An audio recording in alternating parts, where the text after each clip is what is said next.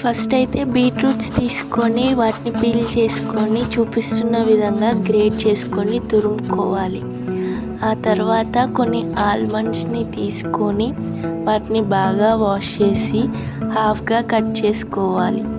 ఆ తర్వాత గ్యాస్ మీద కడాయి పెట్టి ఒక 3 నుండి 4 టేబుల్ స్పూన్ల నెయ్యిని వేసుకోవాలి. నెయ్యి బాగా వేడైన తర్వాత ఈ బాదం పప్పులను మిగిలిన డ్రై ఫ్రూట్స్ని వేసుకొని బాగా ఫ్రై చేయాలి.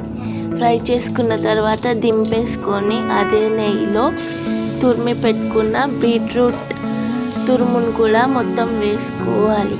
తర్వాత దాన్ని బాగా ఫ్రై చేసుకోవాలి. దీనివల్ల బీట్రూట్ బాగా ఉడికి పచ్చి వాసన పోతుంది. ఇది మనకి ఎంతో ఇంపార్టెంట్ స్టెప్. దీన్ని మాత్రం అస్సలు మిస్ చేయకండి. చూపిస్తున్న విధంగా బాగా ఫ్రై చేసుకోండి. ఆ తరువాత బెల్లం వేసుకోండి. బెల్లం కరగడానికి మూత పెట్టుకొని అలా ఒక 5 నిమిషాలు ఉంచండి.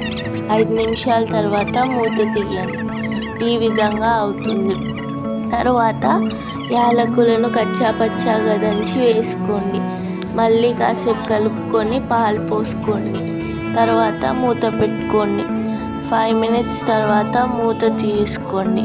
ఇలా హోల్ ఉన్నదైతే బెటర్, ఆవిరి ఎప్పటికప్పుడు వెళ్ళిపోతుంది. సో హోల్ ఉన్న మూతనే ప్రిఫర్ చేయండి.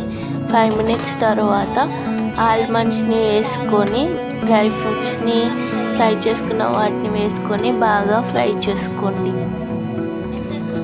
చూపిస్తున్న విధంగా ఫ్రై చేసుకున్న తర్వాత కొద్దిసేపు ఫ్రై అవ్వనివ్వండి. మూత పెట్టి ఉడకనివ్వండి.